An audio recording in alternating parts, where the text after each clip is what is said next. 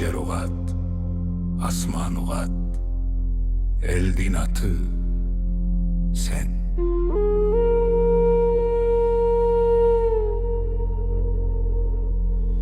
Kara tündü kılıç yanganda,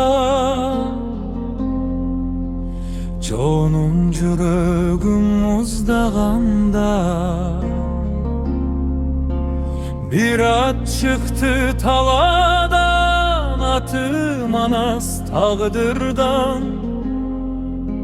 100.000 kol karşı tursa da, jelda toktop karadı.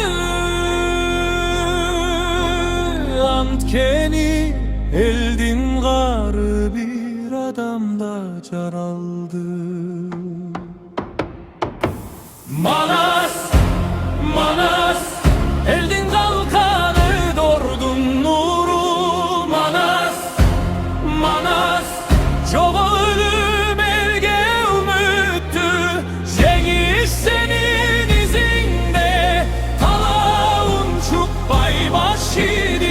Manas durgan jerde, kırgız elisin ganjo. Şonu jığıp çepti algan,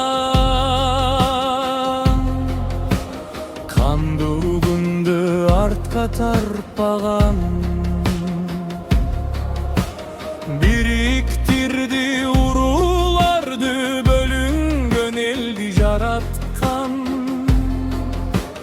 Kılıçı adilet so, sözü ant özümüz Manas barda bu elge kul bolujok, korku jok. Al soğuş üçün körölgön neme sahil üçün jaralgan. Al kandı süygön emes, bir ok el üçün tökköngan. Manas, Manas, jengilbegen ruhtun atı. Manas, Manas, dastan bolup kalgan batır.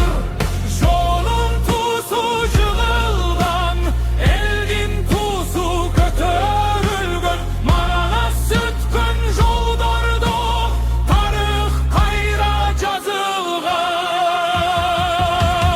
Gündür ötüp doğralmaşak, bir ok eldin zarı kalat. O tengir dağı bir Manas jara, eldi oylotkon jerdi saktangan. Kırgızdın atın dinede, kayra tanıtkan. Manas, Manas, tarıhtın jürek soğuşu. Manas, Manas, el yaşasa sen de tirilüsün. Jana bir gün bir batır, tuğlat dağı. Kırgız ruhu götürüp, kaganat kayra canırsın.